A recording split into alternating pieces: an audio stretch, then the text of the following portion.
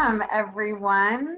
Welcome to our series on Releasing Shame is Your Superpower. And I want to welcome Michael and Freya Inanna from Inanna Sanctuary. Hi. Hi, thank you for joining. So Michael and Freya, I met them about a little over a year ago. I'm looking at the date. It's in May. And I worked with you two about a year ago, actually. Right? Was it a year? Yes. Yes, it has been. Yeah, that was after several trainings with other organizations, and I met you both. And we have decided to partner together on this series. We were actually both commenting on abuse from different aspects, making posts about abuse from different aspects. And so I reached out to Michael and Freya because this work is dear to our heart. We work with a lot of clients who have gone through all types of abuse. And so our heart is actually to expose the many aspects of abuse and remove the shame so that people can walk in freedom and healing. I just wanted to say that Kelly has not only been through our retreat program for her own healing and transformation, but she's been through our practitioner training program, and we're so excited for the transformations that she's creating and the healing she's creating in the world. So thank you, Freya. Thank you for the shout out. So Michael or Freya, do either one of you want to share about why you're so excited about this series? Well, we run across shame all the time when working with people. It's probably one of the most fundamental traumas that we store. And also, when we look at our origin stories, Ray and I both, we come from communities where shame is a huge deal. It's heaped on you liberally. It's a way of life. You swim in it. And so we saw the effects it had for us to release that for good and how it changed our lives and freed us. And so, yeah, it's a huge passion of ours to see others go through that release and of the bars and chains of shame. Anything you want to add to that, Freya? I would love to add to that in all of the work that we do and in everything that we've witnessed, whether it's on social media or in life and in our clients that we work with, shame is a huge factor, a huge contributing factor to their trauma. And it's actually the most insidious and deeply programmed part of their trauma. And it's what holds them back the most from actually being fully expressed in the world. Their innate power, their internal power, their sexuality, their ability to speak their truth and to be fully expressed in the world. And so it's actually the core essential part of what we do is healing and releasing shame. Thank you. So we want to first define, thank you both of you for sharing. And my heart in this is very similar to both of you. I came from a very religious background as well, and I had heaps of shame put on top of me in addition to the shame surrounding the pain and the trauma and the abuse that I went through. And it was a terrible slave master and kept me in my pain for even longer than necessary. And so this is why I'm so passionate about removing the veils to shame and just showing that there really is nothing to be ashamed about. So we want to hop in really quick and talk about what exactly is abuse. So abuse shows up in many ways, and really what abuse is just using one's power over another. It's an improper use of one's power over another, or an improper treatment towards another. And so that shows up in a lot of ways. And today we're going to be talking about abuse from a lot of different perspectives. So one that's not touched on a lot is people who have identified abusers or who have been identified as abusers. Then there's also self-abuse, and then there's social abuse. We're going to be going over those three topics today. The first one we want to talk about is actually being somebody who abuses their own power, who lords their power over somebody else. So when we're younger, abuse is like, it's something we're not able generally to escape from. And this is a lot of what Michael, Freya, and I deal with. The clients that come to us are people who have dealt with abuse a lot of times from an early age. And when you spend all of your early years with your personal power taken away from you, imagine how you show up in the world. So for me, we all have stories of this, right? Of our personal power being taken from us. Michael, do you want to share anything? Or Freya, do you want to share anything about that?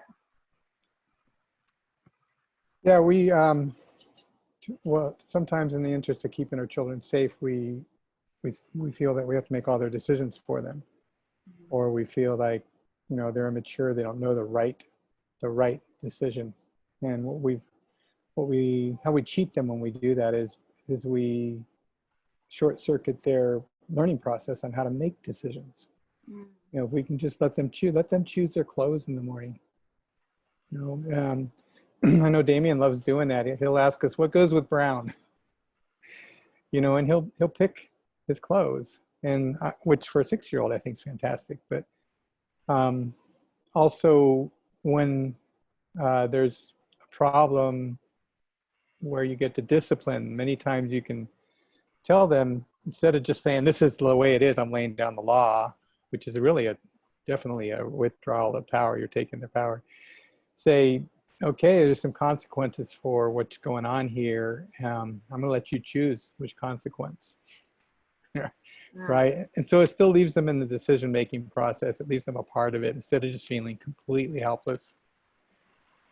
These are all important ways. There's a lot of ways that we can include our children in the decision-making process, honor their choices, you know, praise them when they make good choices, look at opportunities for learning when they make poor choices.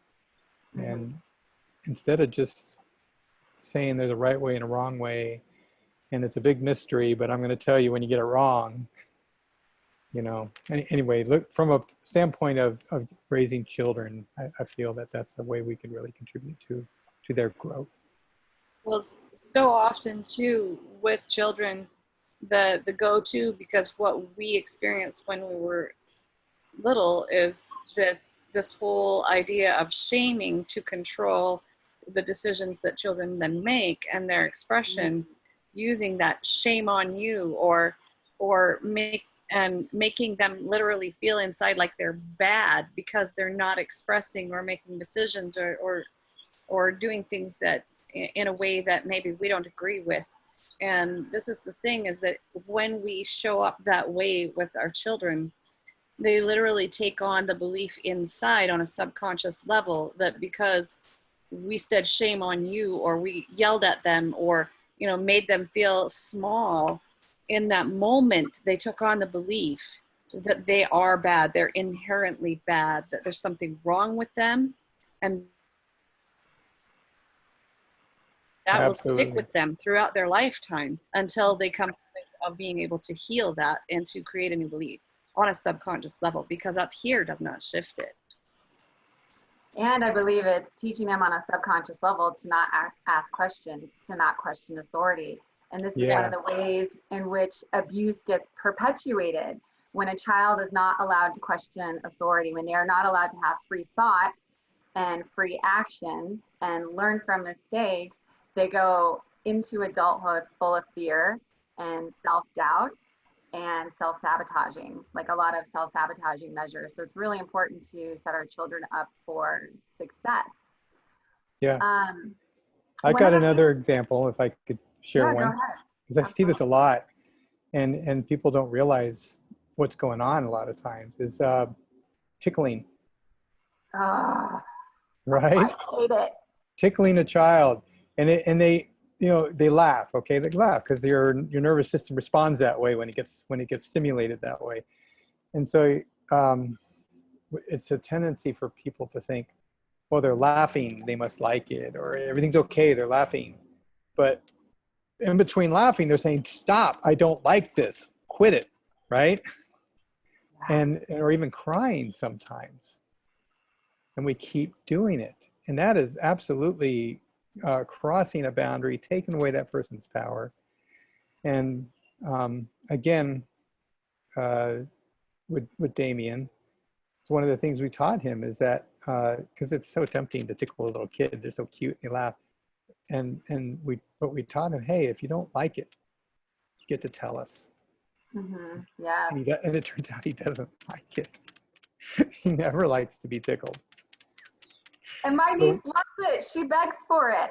Yeah, some kids do. Absolutely. Some kids do, but he does not. And so, but we would not have really discovered that if we hadn't given him the choice. And then he's got a friend that tickles him. And well, and that choice actually came up because of my experience. And to me, tickling is not fun. I don't enjoy it. And I was literally traumatized as a child by an older half brother who tickled me and then shamed me when I cried. Got very angry. And to this day, if somebody tickles me too much, I go into trauma response. It's like it's well, not so much anymore. I literally own my stuff, and I just tell them no, like stop now.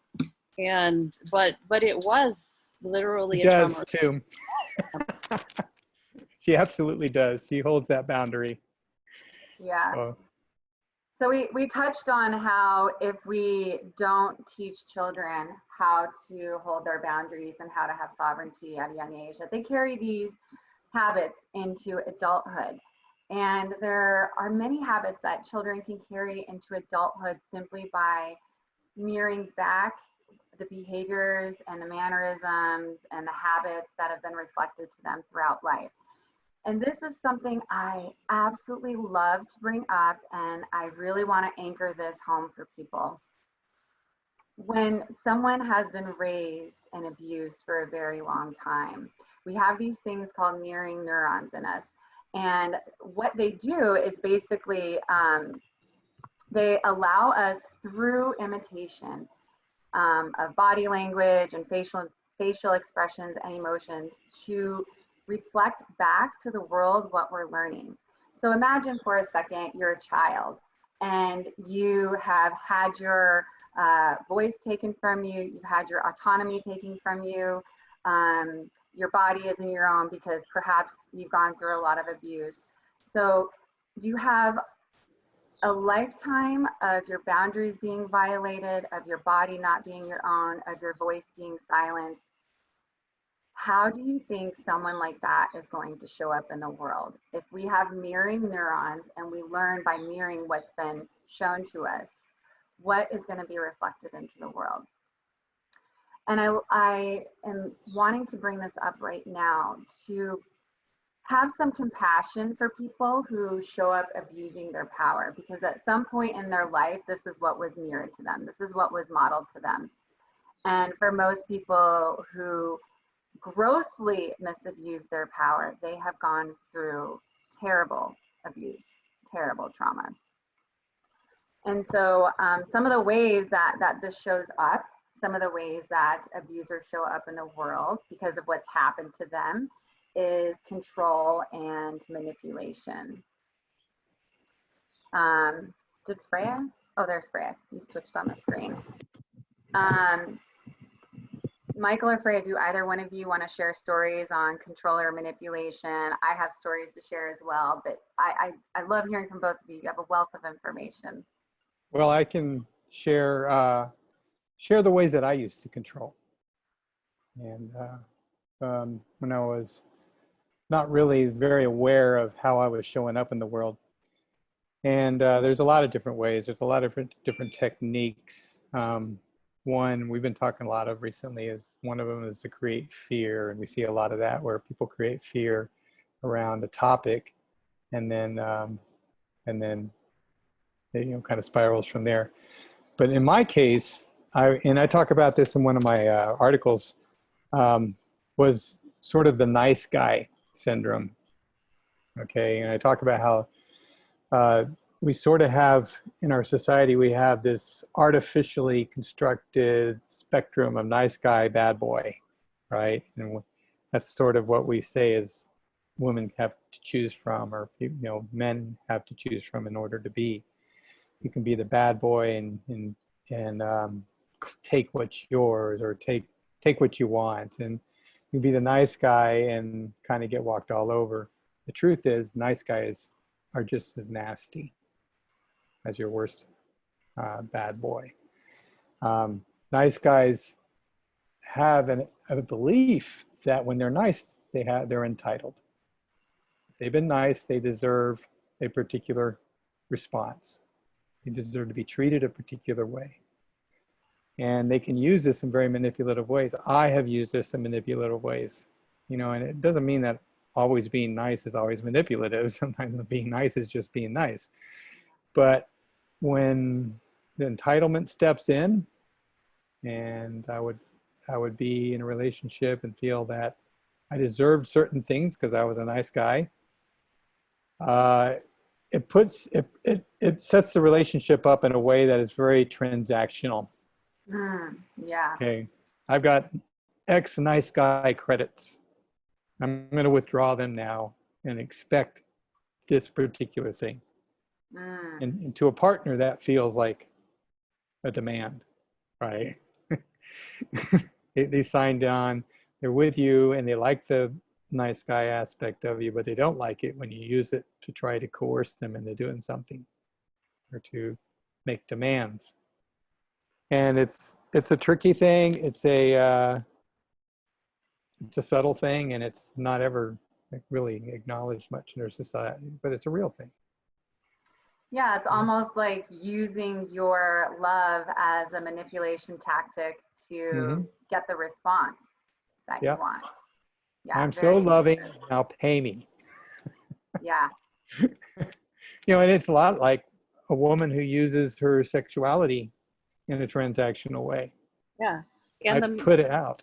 Now pay me. We see that a lot of times, like the repeating thing is you got the nice guy who shows up for the woman, and they do this and they do that and they do that and they do that. And it's like, oh my God, now you owe me sex.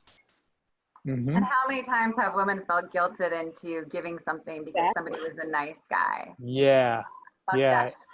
And how sustainable is that? How much respect is a man going to command when he's coming from that space, right? Yeah. And so then he's got this idea, well, I guess I have to just be the asshole then, because that's what other people they've seen, how they show up, and they get what they want. And so they might lean towards an abuse. It's also an abuse. You're trying to manipulate, you're abusing. Just because it's more obvious and more, Yeah. It's just whether the abuse is overt or covert. Yes. Like whether it's disguised or it's just outright. So.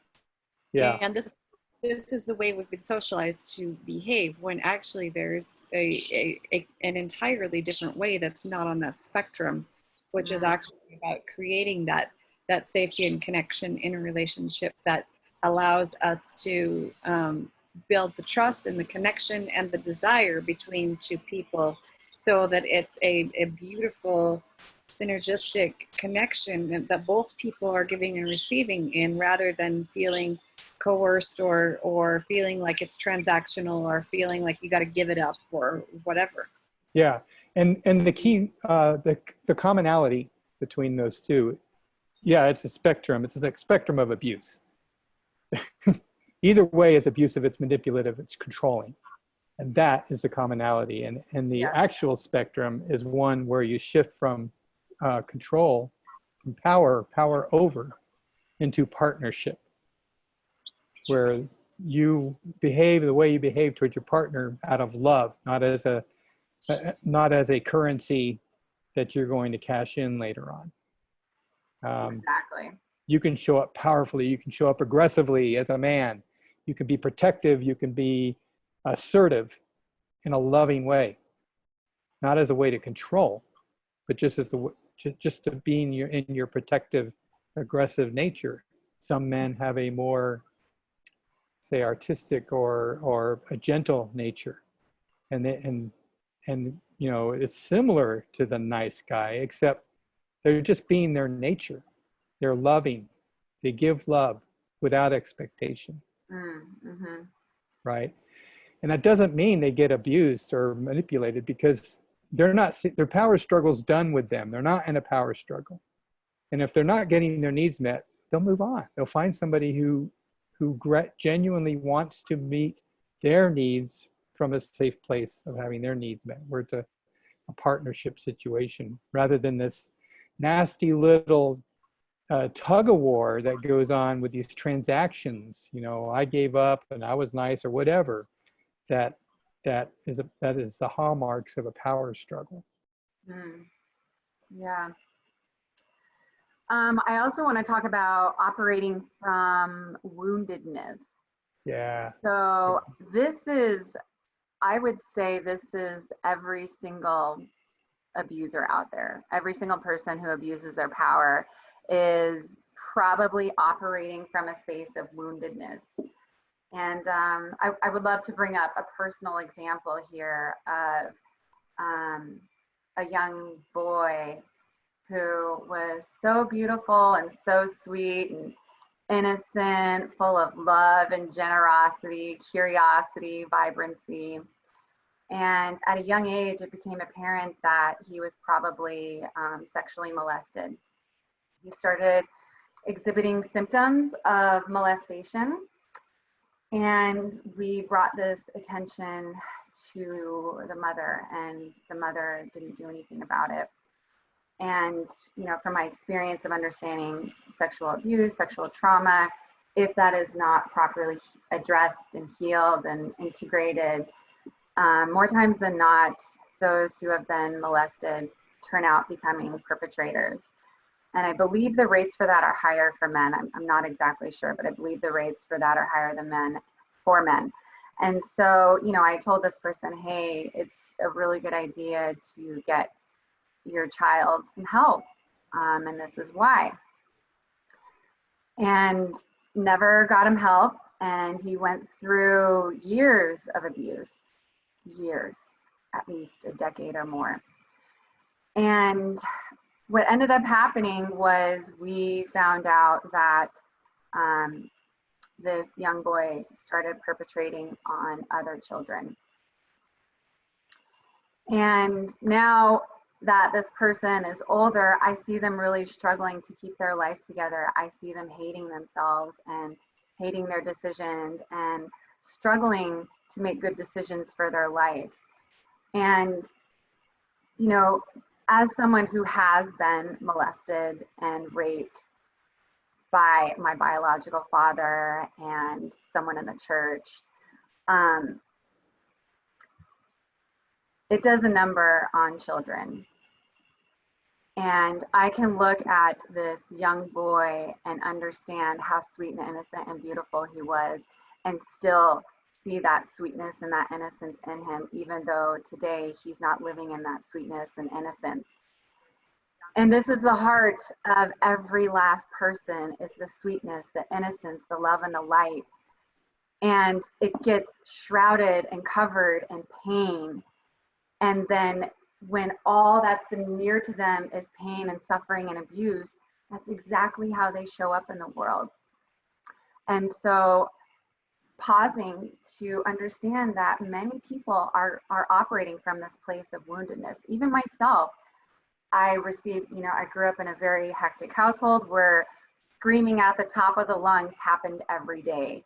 And, you know, consistently being torn down by my father and the other abuse that I went through. And I just became this bottled up frenetic energy of anger and frustration, and it became explosive. And I ended up showing up in this world as one who abuses my own power, becoming a bully at school, physically and verbally abusing my siblings, among many other things.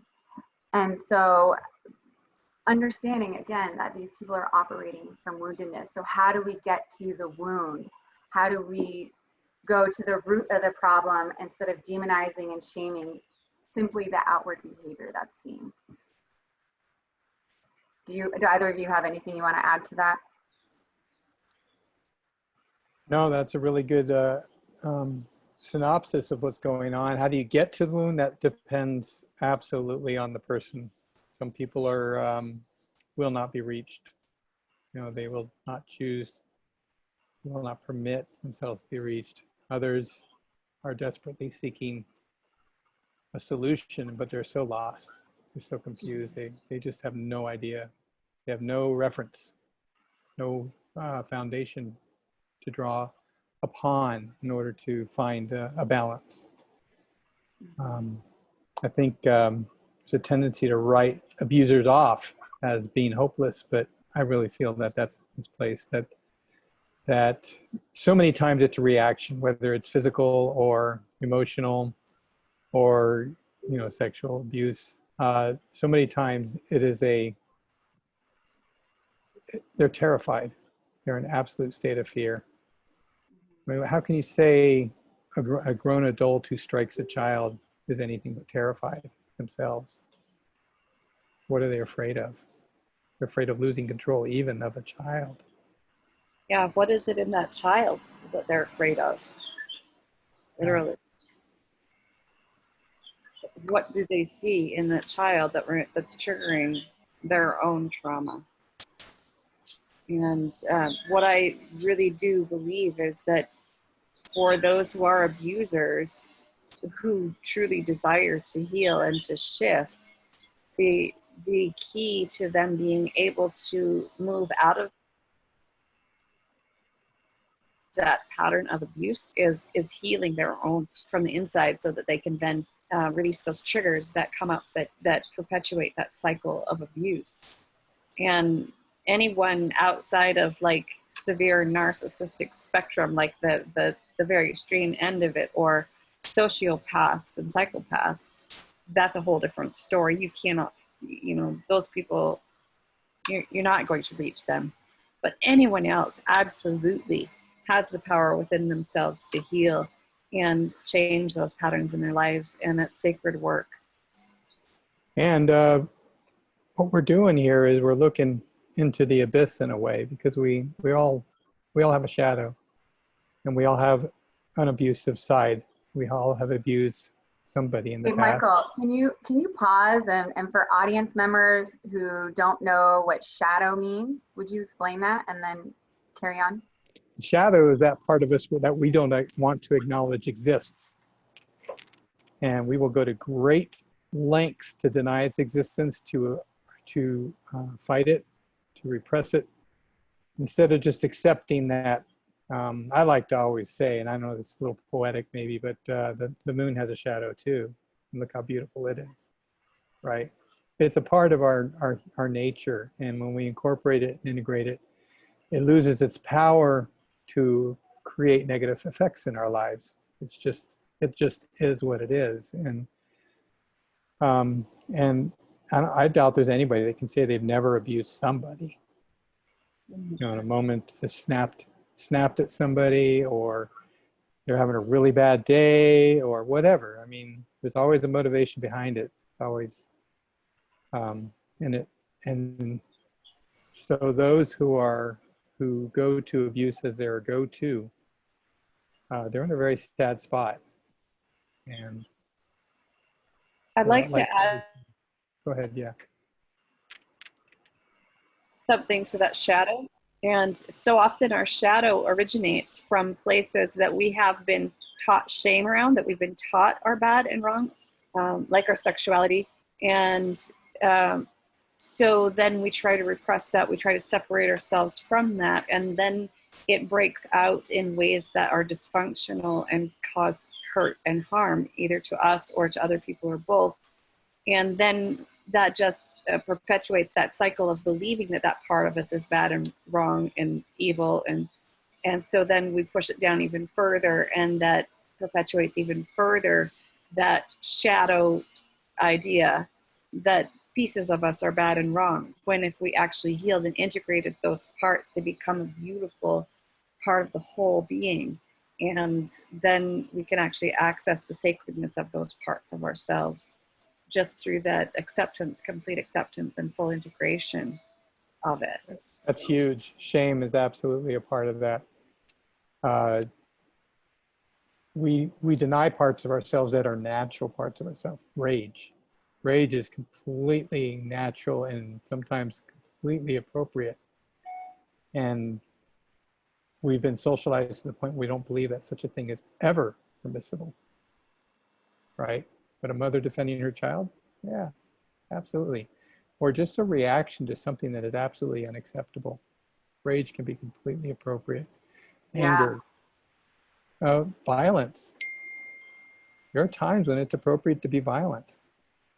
You know, if you're defending yourself or your children or your family from an immediate threat, you know, then that's, you know, when we take these things away from ourselves, we take away parts of our humanity, and we become less than human.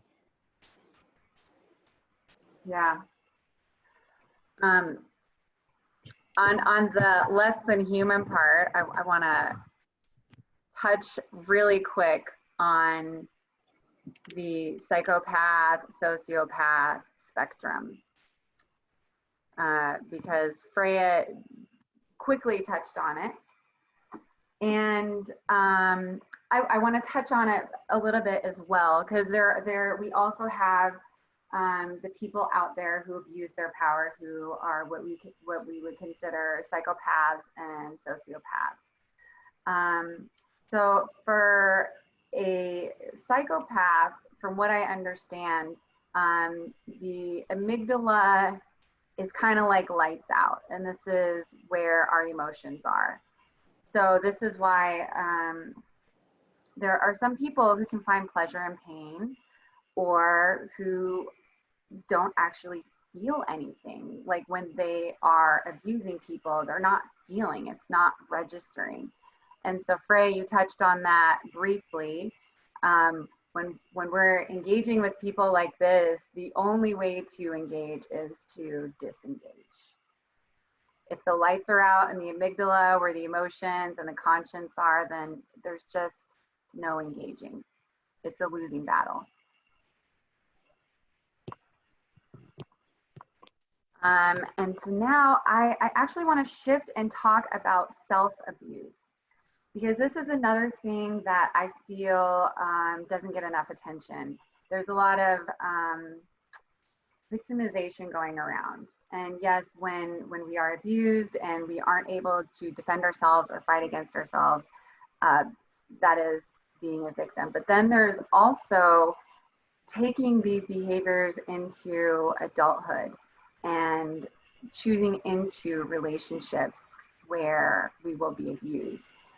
And I want to touch on that because for a lot of people who are in abusive relationships, it seems counterintuitive to say it's something that's being chosen into.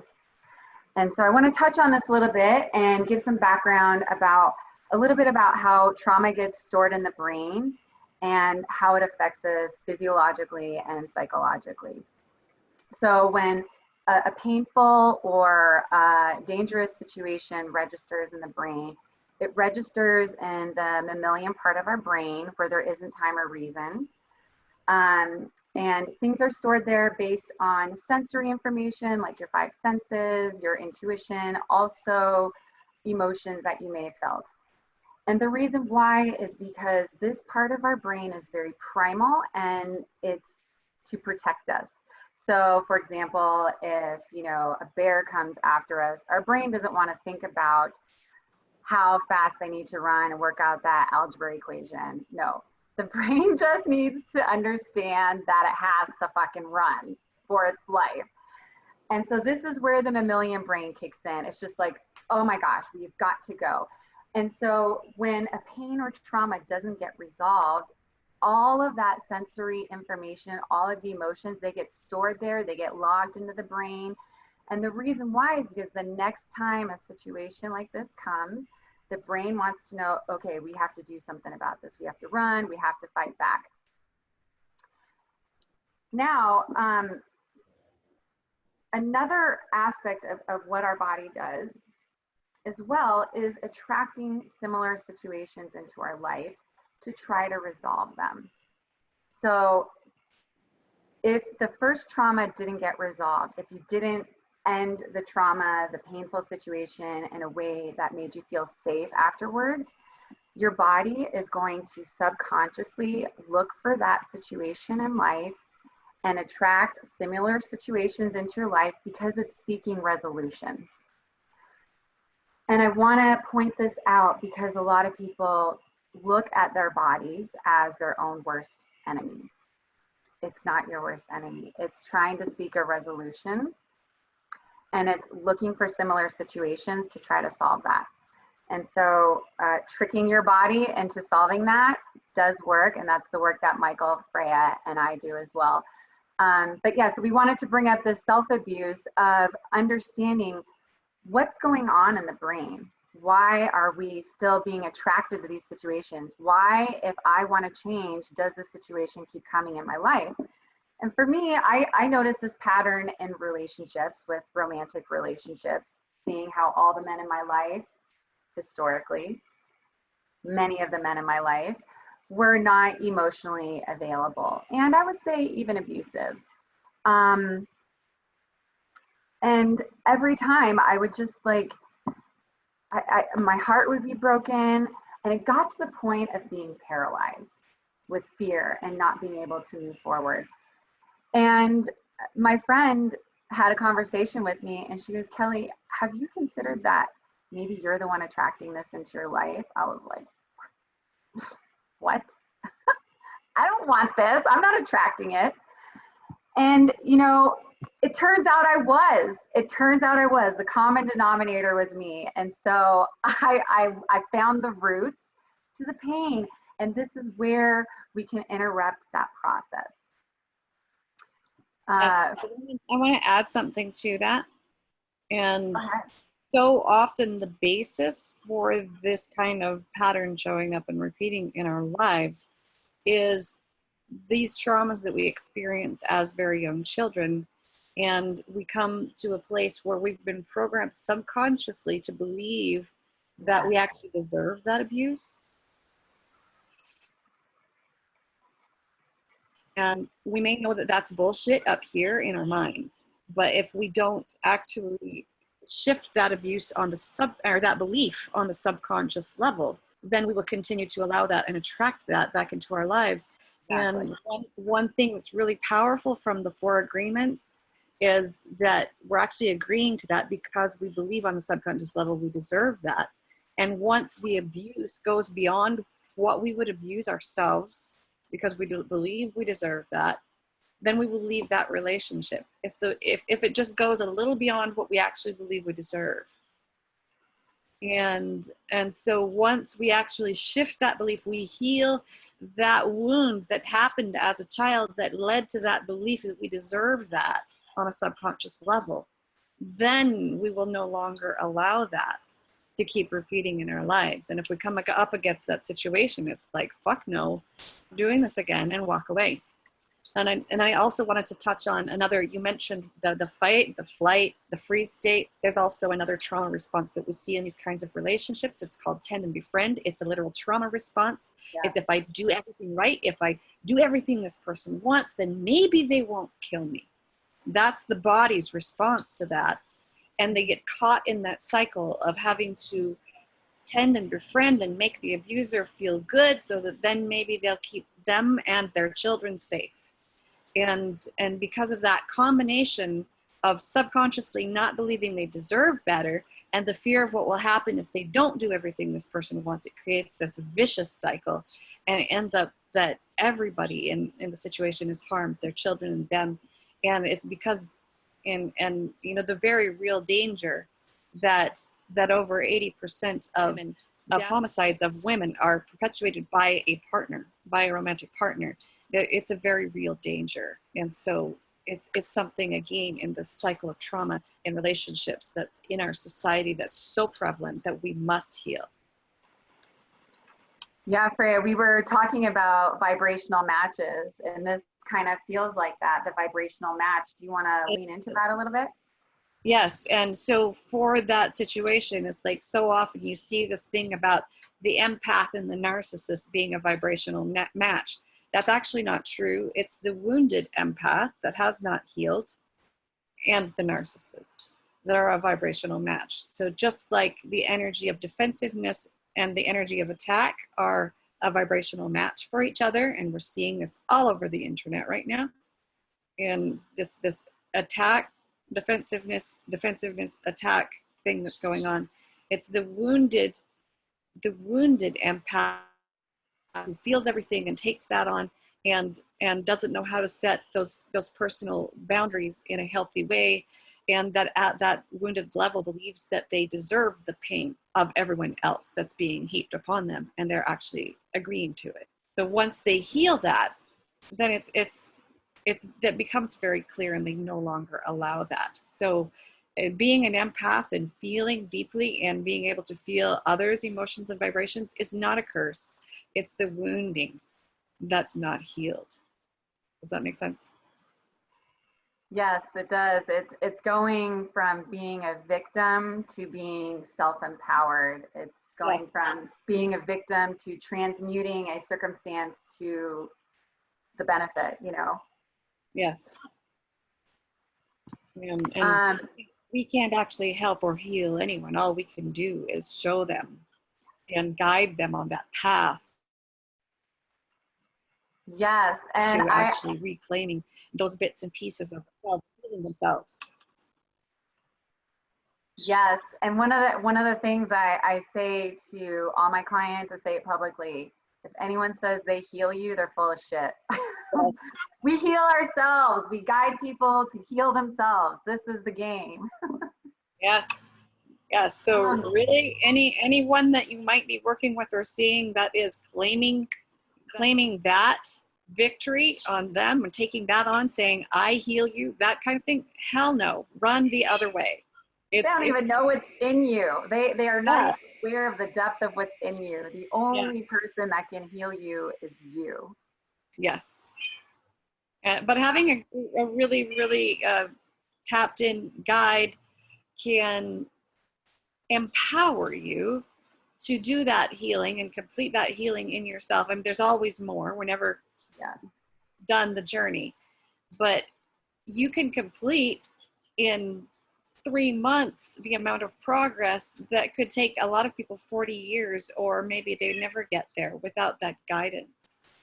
Does that make sense? Like why have to create the map all over again when someone else has got the map?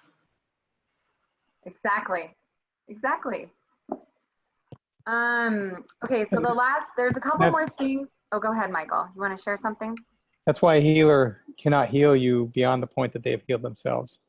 Because amen, brother. They can't guide all they're doing is guiding you to where they've already been. If they haven't been there, they can't guide you there. And so, I mean, we're all always healing, but you can't take somebody past the level that you haven't gone to yourself. And so that's the thing we try to clarify, because people will say, well, that means you have to be fully healed. You'll never be fully healed. You'll never be done with your own work. You'll always be doing your own work. But then you can turn around and help the person next to you over the obstacles that you just crossed. So you make it easier for them. Absolutely. There's a couple more things I want to talk about under self-abuse. Freya, I want you to share your trauma hold on, but let's do that at the end. And then the last thing I want to discuss under self-abuse is addiction. So addiction shows up in a lot of different ways. It can be an eating disorder, so eating too much, or binging and purging, or not eating enough. There's porn addiction, there is drug addiction, inflicting pain. Some people want to inflict pain just to be able to feel things.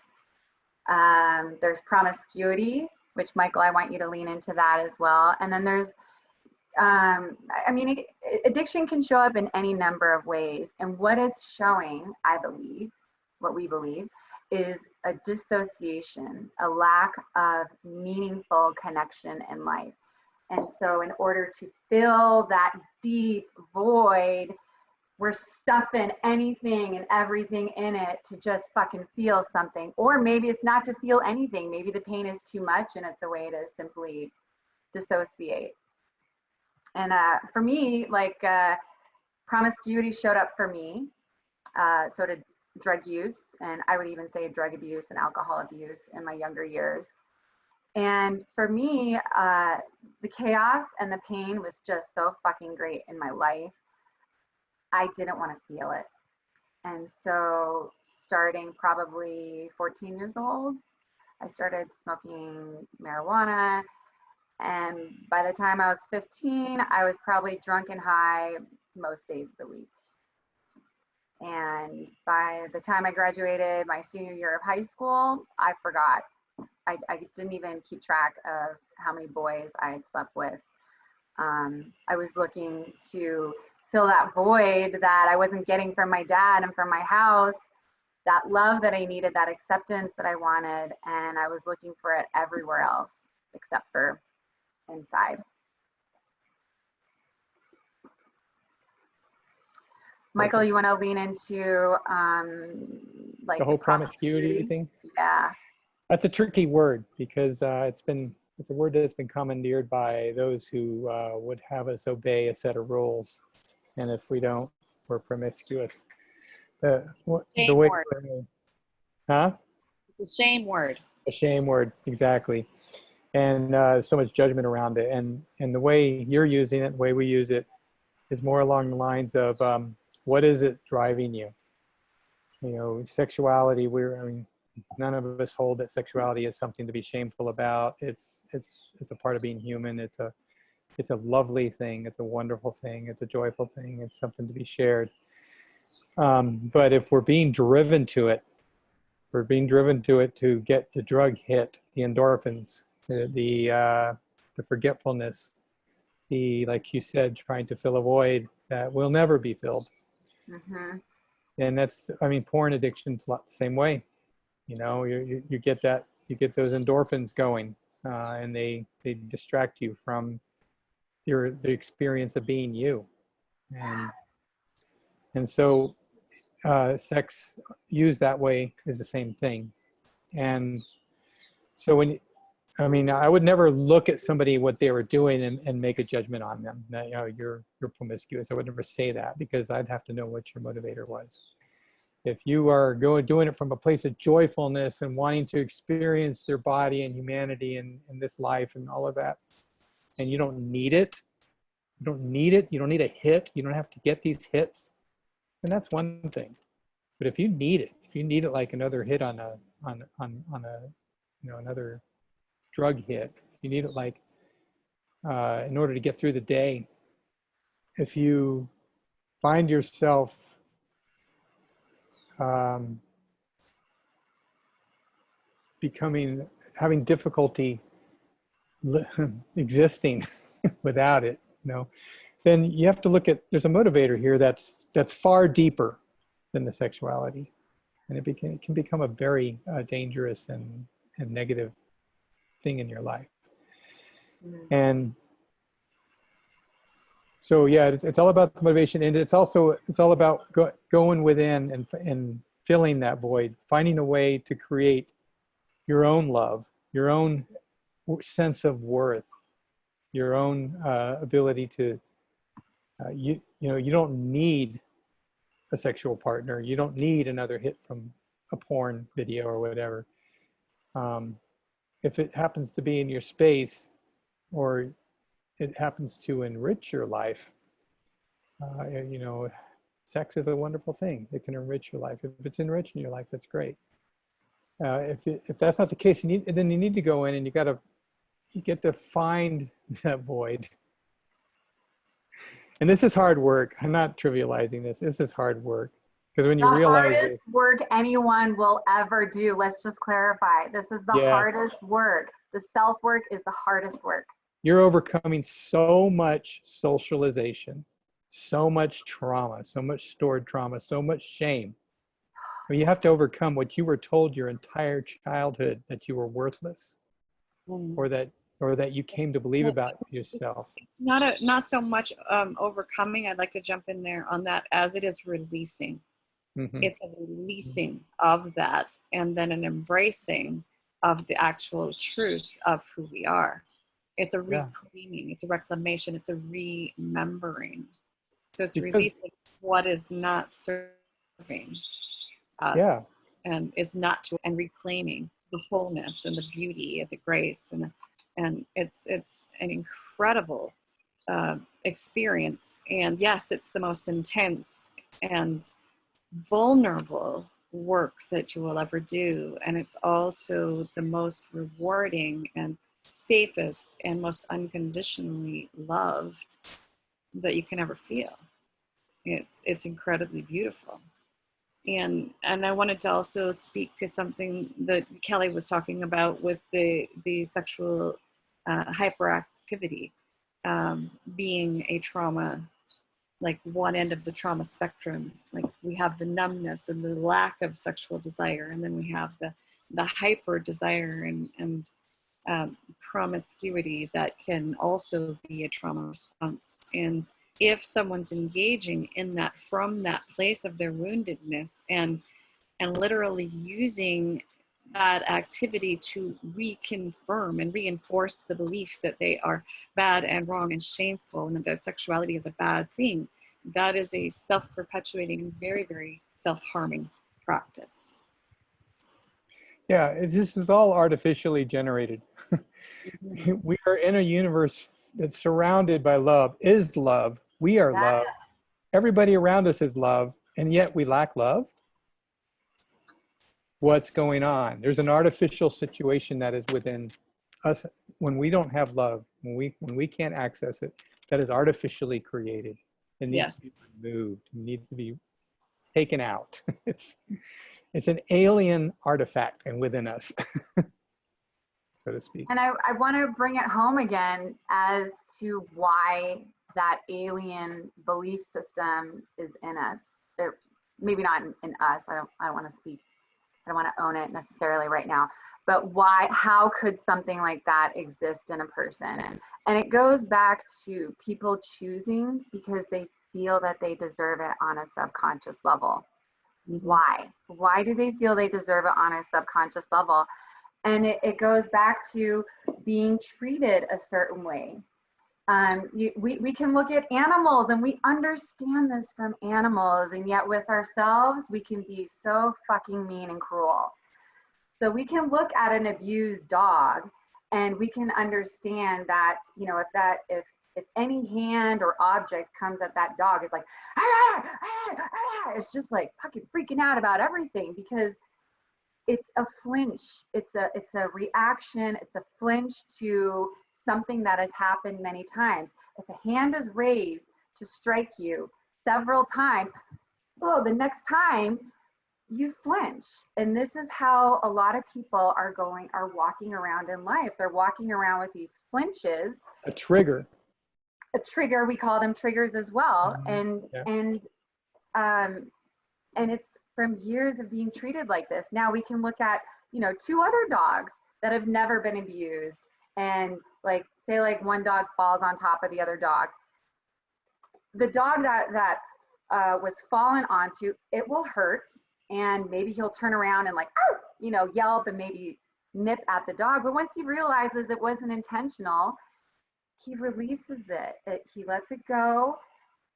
And when we have not released the feeling of this world being dangerous, of a world not being safe, of a world where we don't feel loved and accepted and cherished and whole, that is exactly what is carried into the world. And that is exactly the treatment that we give ourselves and that we accept from other people. This is why it is paramount to do the work on yourself. Yeah, and we can see this when we see a it's child that has work. not, when we see a child that has not been socialized yet, you know, when they're in their natural state and they're so joyful, They're so excited for the world. They're curious. They're full of love. They give love freely. They accept it freely. Okay, that's our original state. That's how we came into this world. So it's everything that happened from that point until now that is added baggage to who we are. Freya has to leave. Yeah, okay. Freya's leaving us right now. But it's added baggage to how we're showing up in the world and who we are in the moment. But it isn't really who we are. We are still that child, that joyful child that is so excited to be on this planet and wants to own it all. Molly has a thought right here that's really provoking, and I want to bring it up. She says, for myself, I recognize that it's not something I deserve, but it's something that I was told over and over that was quote unquote love. So it's what I have embraced as love for so long. And yes, that's true too. That's accepting what you think you're worth. So if somebody tells you this is love and this is what you're worth, this is the love that you're worth, that's the behavior that is accepted. And that's why for so many years, I accepted emotionally unavailable men who continued to talk down to me and talk to me like I'm stupid, because that's exactly how my father talked to me. And when we get to the point where intellectually we say, oh, I deserve better. That's great, but intellectually doesn't hack it. That's not where the real action's going on. It's the body that still believes that does deserve that. That's where so many of our decisions are made. That's where our reactions, that's where our triggers all lie. Yeah. And Molly's bringing up another thing where she said she didn't even know that other love existed. And Molly, I am feeling that. And this is also something that is very common for people who have gone through abuse. They really don't know how to feel love or even a lot of emotions, let alone express them or show them on their face. This is something that I had to retrain myself to feel and to be able to express. And I feel like we're probably going to be talking more about this in future lives. I want to move on to social abuse. So we've talked about how fear is used to control and manipulate. Freya was going to share on this, and she had to leave early. So I'm going to share on this because we come from sort of similar backgrounds, both very extremely religious. Freya's from a Mormon fundamentalist background, and I'm from a conservative Christian background. And some of the ways that fear was used to control me was fear of my sexuality, being told that my sexuality was dirty and dangerous, while simultaneously being molested by a Sunday school teacher and raped by, my biological dad. So talk about fucked up messages coming to me. It's like, oh, hey, it's dirty. And, oh, by the way, it happened to you. Oh, and let's just sweep it under a rug because it's uncomfortable for everybody. And we'll just let this little kid deal with it on her own. And so fear of being shamed, fear of my sexual nature being evil. Those were definitely things that were used to control me. And this is something that happens a lot in society. Fear of the unknown or fear of a what if consequence is given. And then all of a sudden people are afraid to act out of sovereignty and afraid to act out of a place that actually cares for themselves. And Michael, you come from the Mormon fundamentalist background too. Maybe not as fundamental as Freya, but you were still very conservative Mormon. Yeah, I wasn't in the polygamous branch like she was, but very similar beliefs for sure. We read the same scriptures, and yeah, there's of course there's always the sword hanging over us of if we don't do everything perfectly right, that when we die we're gonna an eternity of misery, which is a hell of a thing to believe. Hell of a motivating factor. Yeah, but shame for sure. Shame about everything that it is to be a human, it seemed like. appetites, sexual appetites were shamed. The normal desires that a growing boy will have, shamed, you know, even, I mean, even to the point where we were ashamed about the music we listened to, what we drank, you know, the soda pop that we drank, the books we read, the plays that we went to, the movies we watched, everything was constrained and shamed. And it's how you control somebody. You fill them with so much shame and keep them so off balance, never knowing what really the right thing to do is. Yeah. And you keep telling them that it's really very simple, but it never is. You know, and just there's so many rules and so many restrictions and so many ways that you can fuck it all up for eternity, that you're in a constant state of fear and you're totally off balance, and they're easy to control in that state. And it isn't just religions that do that. Societies do that, governments do that. They will keep you off balance. If everything's against the law, then you're always a lawbreaker. So having so many laws that you can't possibly ever know them all is a wonderful way to keep people off balance all the time. I don't want to get too far into that, but I do want to touch on that fear aspect a little bit, like what happens internally when we're living in a constant state of fear. Fear. Do you want to touch on that, or do you want me to touch on that? Yeah, fear is natural when there's a direct threat to your life or your health or your family. I mean, direct threat. If you don't act now, you know, you better be fearing. You better. Fear gets you motivated, gets your adrenaline going, it gets you running, it gets you fighting, it gets you, gets you reacting in ways that can perpetuate and continue your life and your tribe and your family. When we're constantly in a state of fear, all those chemicals are still running as if we needed to fight or flight, as if we had a tiger chasing us. They're all going all the time, huh? Or freeze, depending on what your central nervous system response is. Yeah. And so all those chemicals are constantly running. They're not good for you. They mess up your organs. They shut down your higher reasoning ability. And so you're not able to, I don't care what people say, when they are in a state of fear, they're not critically thinking. They're too busy being afraid. I actually want to talk about what happens internally when the trauma response is triggered. So the brain sends out chemicals, norepinephrine, cortisol, things like that, to either activate us for fight or flight, or bring us into freeze mode.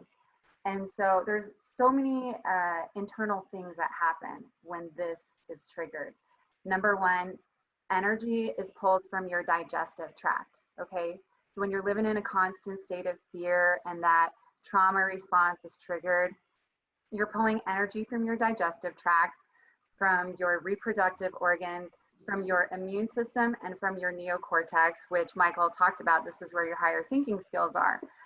So imagine if you're getting energy pulled from your digestive tract, immunity, reproductive organs, and brain. What kind of havoc is that going to wreak on somebody's life? It wreaks a lot of fucking havoc. And the ability to think and rationalize and make good decisions for yourself goes out the window. And we're seeing it now with a lot of people living in a state of fear and not being able to think rationally and interact with each other in a kind way and make decisions that actually care for themselves. Now, we've talked about abuse and we've talked about fear, but the title of this is about shame. So I definitely want to hit on that a little more. We just barely touched on that. And absolutely, shame is an externally imposed form of control. Okay, it's a handle. It's how people control you. And boy, I'll tell you, when we talk about being shameless, people kind of lose it sometimes. They're like, oh, shameless people are terrible. Well, why do you say that? Well, they'll do anything. No, they won't. They still have values. They still have integrity, and they have guilt to serve them when they step outside their integrity. what's the purpose of shame? Shame is saying, this is a set of values. These are our values. This is society's decided this is a value, and we're going to impose it on you. And if you don't, we're going to attack you and attempt to shame you. Well, you have to accept the shame for it to work. You have to internalize the handle in order for it to be effective. So for instance, if I let go of the idea that my sexuality is something to be ashamed about, somebody comes along and tells me that I should behave in a particular way. It doesn't touch me if I've rejected it. I just look at them and, okay, that's what you believe, but it doesn't work for me. And this really pisses people off. You know, we've had people in some of our writings where we talked about shame. We've had people that have told Freya that she should be burnt at the stake because she claimed to have no shame because she didn't accept the shaming of others. Where shame gets really insidious is when we internalize it. When we start abusing ourselves, again, we're talking about self-abuse here. When we say, my desire for sexuality is shameful, my natural human desire that was built into me when I was born, that's tied to being a human being, that is bad and sick and wrong, okay? And we accept that and we internalize it, and then we're attacking ourselves. Every time we have these desires, every time we have these urges that are natural, we attack ourselves. We're in literal war with ourselves because of shame. And this is what we mean when we say it's your releasing shame is your superpower, because you stop the war within yourself. You stop it in its tracks, this particular type of war. And you remove the ability of others to control you. Yes. Through your own internal dialogue, through your fears, through your fear of acceptance, through your fear that you're not good enough. All these things that shame attaches itself to within you. Shame really has very little usefulness. Maybe I would say none. I would say none too. Yeah, it's like guilt corrupted. Because guilt is useful. You're like, oh, damn, that is so far outside my values, and I did that. I get to, you know, your guilt is going to drive you to say, what can I do better? Well, how can I not ever behave in that way again? What was my motivator for that? It drives you to seek solutions and to restore integrity. Shame just beats up. It beats you up. It gives other people the ability to beat you up. It's worthless. It is worthless. And I want to encourage people, if you are experiencing shame in any part of your life, try staying curious with that shame. Dig a little bit deeper, make friends with it. I use my emotions and feelings often to find my way to root issues. So I'll give you an example of that. So I talked about being raised religious and believing a lot of what I was taught about sexuality and taking on that shame. And I remember discovering self-pleasuring. Here we go, internet world. I discovered self-pleasuring about 2.5 years ago. Yes, I lived in 37.5 years of fucking shame and not nurturing my body. And I remember having an orgasm one day, and it was amazing. And I decided to do it again. I was having like a really stressful day one day, and for some reason I had decided to look up my child. I don't want to say I decided to look up the man who molested me as a child and see what he was up to in this world. And it turns out he was adopting kids, at-risk youth. And so of course I was like just stressed and triggered and like, how can this guy be adopting kids and da, da, da, da. And like I go upstairs, and by this time I had done a lot more self-pleasuring, and by a lot more I say like maybe a week of practice. And I go in the shower and I'm getting ready to do the self-pleasuring, and all of a sudden all this shame starts coming all over me, and it's like, you're dirty, you're this, you're that, and da da da. And I'm listening to all this, and I'm in tears. And through my tears, I self-pleasured. I said, this is my body, this is my pleasure. And the orgasm I had afterwards was so deeply healing and moving. And it was in that moment that I realized I had been carrying somebody else's shame. Somebody had lied to me about my sexuality and told me it was dirty, and it wasn't. Something was done to me that was fucking dirty. And I took on that person's shame. And so I rejected that. I sent that back to the universe. And I took ownership of my body. And I took ownership of my pleasure. Beautiful. Wow. Yeah. So I share that story because I want people to stay curious with their shame. Where is that story coming from? Where did you first hear it? Did it originate in you, or did it originate from somebody else? Did it originate from a story? And then there's just a few more things we want to talk about because it's been a while. I think we've gone over an hour. As far as the ways that social abuse come up. So this is going to tie back into shame too. And Michael, you've shared a lot about these topics in your group. Transforming trauma. Yeah. Transforming trauma. Yeah. It used to be a longer title. It has a full title, yeah. So there's gaslighting. That's a social tactic that's being used to bring shame on people. There's also isolation, and there is triangulation. Michael, do you want to touch on any of those, all of those? Triangulation is when you enroll others to make that person wrong. Okay, they make the victim wrong. So you get, like in a relationship, you'll get their friends and you'll convince them that you're the good guy and that they're crazy or they're having problems or whatever. And it's a way of enrolling others to get you to doubt yourself and to think you're crazy and to think, you know, your abuser was right all along. Isolation is isolating you from any forms of support, anybody who might agree with you. Okay. And in isolation, I want to clarify really quick. Isolation is not just physical. It can be social isolation. Mm-hmm. Feeling so like somebody so degrading you that you feel completely alone and unable to like connect and reach out to anybody because how could you? You're not going to relate. Yeah. Yeah. Be in a room full of people and feel alone. Yeah. And the whole gaslighting thing that can be done in a lot of ways, continually lying and then telling you that you're wrong, that they were lying. You know. Oh yeah, we're not experiencing any of that right now. Yeah, does all this sound familiar, right?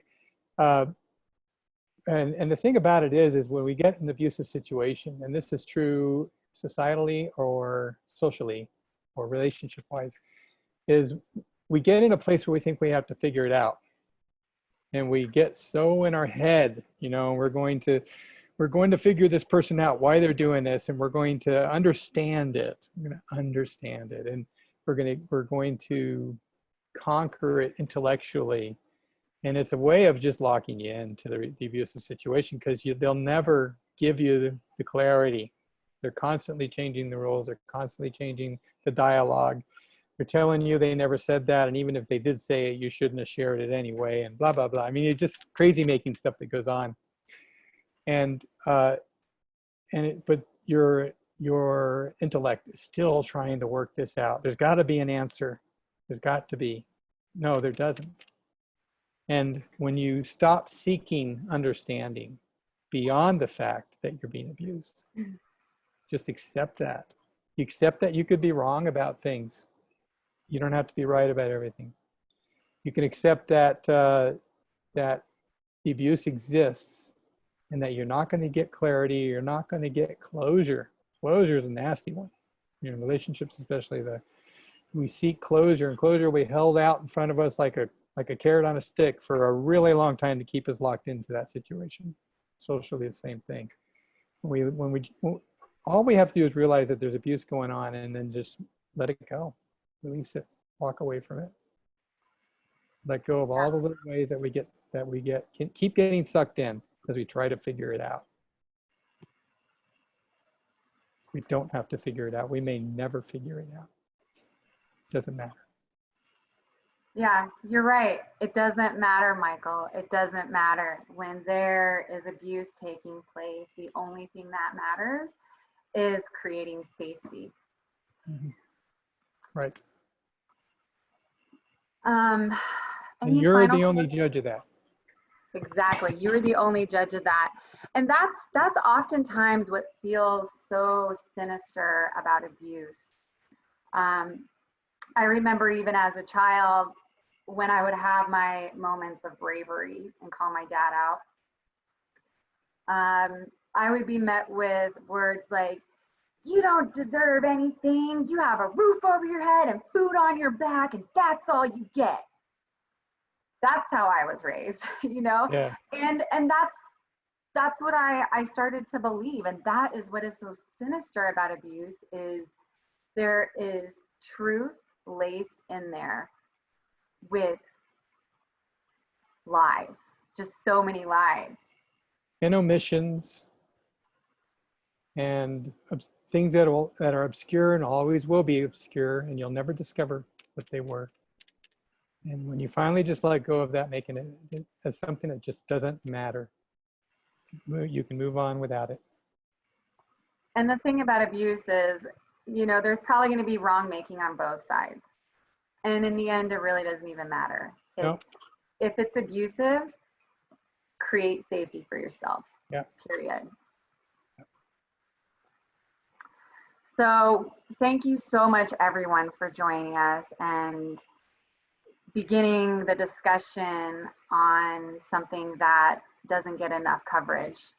And we are so excited to be continuing this series. Next week, we are going to be discussing how the war within is reflected in the wars outside of us. Or another way to say it, if there's chaos in your life, there's probably chaos inside.